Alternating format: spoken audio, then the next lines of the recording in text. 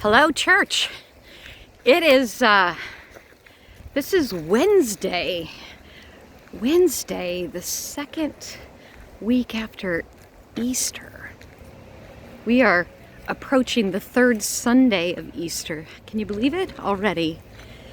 So, last week was a wonderful, restful week that I was able to take, as I typically do, as almost all of my colleagues do. It's a tradition within the Christian church that we pastors usually take the week after Easter off because it is a really intense time during Lent and Holy Week, and Easter leading up to that requires a lot. And so we usually spend a little Sabbath time. I also spent time at attending our general board meeting. I'm going to flip around so you can see this gorgeous view. Beautiful day out. So the general board meeting, as you probably know, I hope that you know. If not, you will know now. I am our regional representative for the general board of the Christian Church Disciples of Christ. And the general board meets once a year for its annual meeting, and then throughout the year we've had some emergency called meetings, but this meeting was our annual meeting. You may remember I attended the annual meeting last year in person. It took place in February, right before or just as at the very beginning, when we began to hear about COVID and the possibility of pandemic. So I was able to travel to Indianapolis, attend the meeting, travel home safely before the whole pandemic really broke loose. And of course this year was quite different because General Board met via Zoom. And I was reflecting on that, how much has changed in a year, how far we've come in a year. I mean, a year ago, it was not even really part of our imagination. I was thinking back at last year's meeting, February. It wasn't really part of our imagination to be able to conceive. We couldn't quite imagine how it would work to try to do an entirely virtual online meeting, an event the size of like the general board meeting. There are 100 plus people on general board who have to travel from all over the United States and Canada.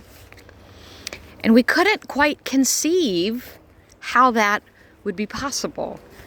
We certainly could never have really begun to imagine or conceive how we would have a completely virtual online regional assembly gathering. How would we be able to do that? And within a year, frankly, we couldn't really imagine, couldn't conceive how we would even do church. Our congregations could be 100% online in this virtual way and still be a community. And yet here we are, a year later, and not only can we imagine it because we've experienced it, we can see that there's some blessings in it too. Not that, I mean, it doesn't take the place of face-to-face being together, but there's some blessings in it. There's people are able to participate who weren't able to participate and haven't been able to participate before. Of course, with online, it also brings in exclusions too, right? There's no perfect way because you have to be able to have access to internet and computers and all of that. So it's not the way, but it is exciting to imagine that we have discovered that in fact perhaps there are ways that we can begin to think about church and community and covenant in a more versatile and hybrid way, in person and online, and that we can become even more, we can expand the welcome and be even more inclusive. And if that's possible, then it's possible there are other ways that we have not even begun to imagine or dream of yet, right? So I hope that we will continue to be a church that begins with yes, that starts with the question of, tell me more. Let's explore the possibilities, rather than just fading into, oh, that's not possible. That's not the way we've done it. That's outside our comfort zone. One of the things I just want to share with you about General Board, this meeting, it was a long meetings, many days of meeting all day on Zoom, both in small groups and in plenary groups, and that is exhausting. It's exhausting. Those of you who are working full-time and your job has been moved to online stuff, it is exhausting on a whole different level to sit in front of the computer all day and do your work and try to stay connected and do meetings. And it's exhausting. It's hard. We get fatigued. Zoom fatigue is real. But it also was exciting. I just want to share that. I want you to know and to hear that our denomination is alive and well. We are in flux and in change like all other mainline denominations. But we are alive and well, and the Spirit of the living Christ is at work and is moving. There are so many exciting things happening throughout the entire denomination, in every region of our denomination, including our own, including the Northern Lights region in which we are part. There are things that are happening in new ways. We have adapted and shifted and moved with this change that the pandemic has brought. So for anyone who fears, and if you have ever been one of those people that fears for the future of the church, I got some good news for you. Let it go. Jesus says, do not be afraid. He says that over and over. And I just want to assure you, you don't have to fear for the future of the church. There are so many. We are part of something really special and really needed in the world. And the leadership at the general church level is in tune with that. Our leadership at the regional level is in tune with that. And there are pastors across our denomination who are in tune with that. There are lay people who are in tune with that, who get it. And you know what else is exciting? There are young people out there within this denomination who are in tune and working towards a vision of church that will surprise us all. If you've ever worried that young people don't care about church, you should stop worrying about that, because it's not true. It's just not true. I had the privilege of participating in the closing worship, or attending closing worship for our general board meeting. And this year, they invited 2 young people from the General Youth Council to preach. Normally, General Board invites,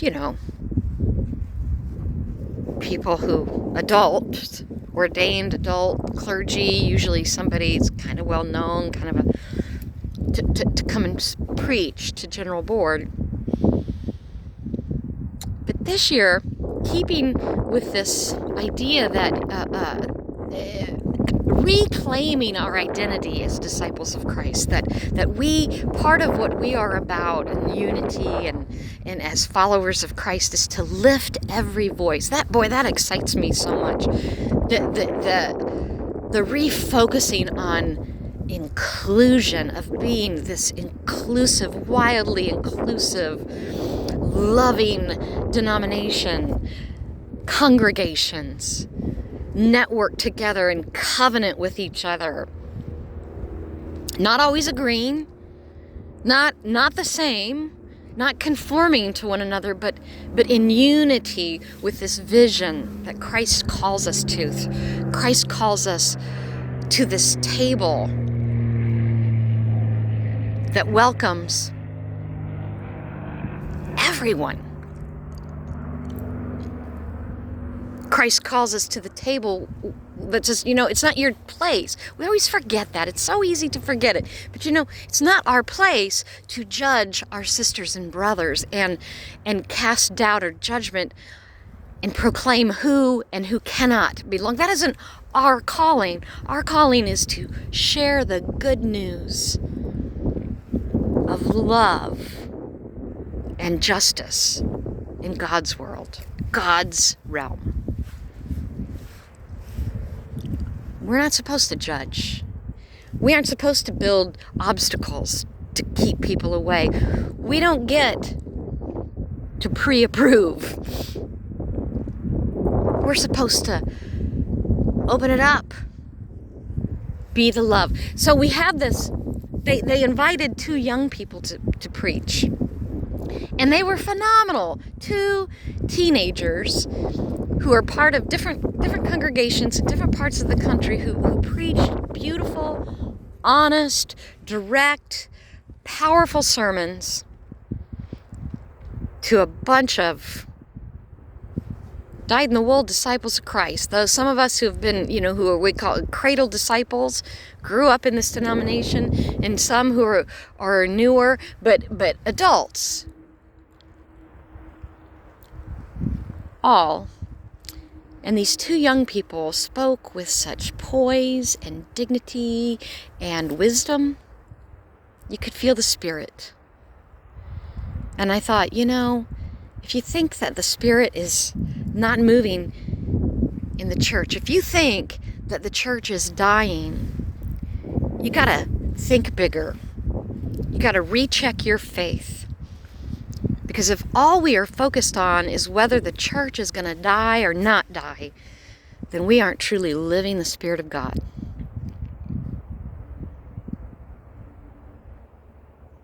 The church, we don't have that. I've said this my whole time here. We don't have the power. The church is not ours to kill. It's God's. It's God's. Through Jesus, who is the Christ. So stop worrying and fearing whether the church will live or die, or if it's changing too much, that it might not survive. Maybe, just stop and be assured that the Spirit is moving. The church is well. God is with us. We are not alone. There are so many. We are surrounded by so many. We are in such good company of people, young and old, black and white, Asian, people of color, people of all different sexualities and gender, people in all of the beautiful diversity that is God's creation. That's what we are, in this company of these amazing people.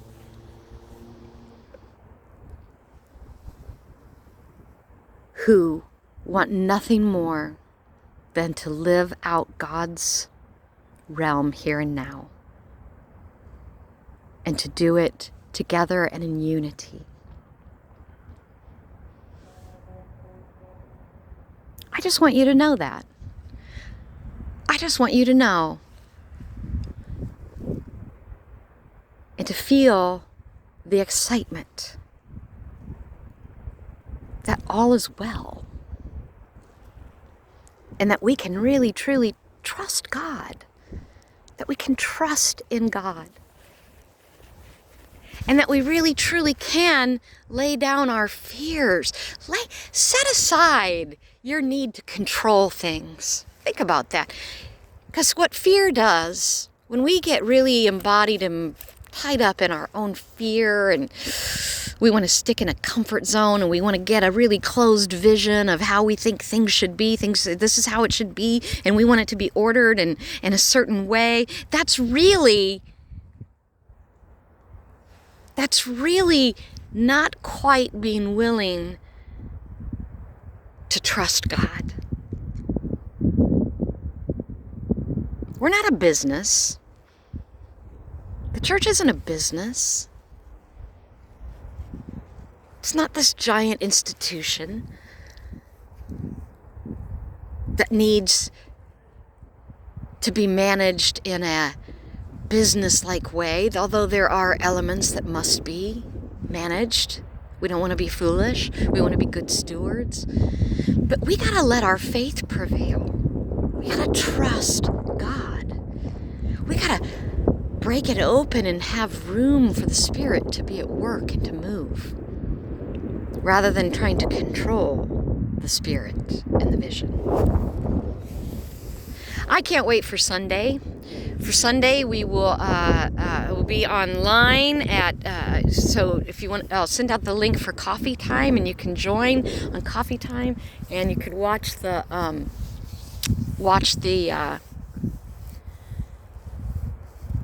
worship with us together, or you can then have the option, if you would rather wait, to I'll post a link for the YouTube for worship. So see you Sunday. I'm excited. Blessings.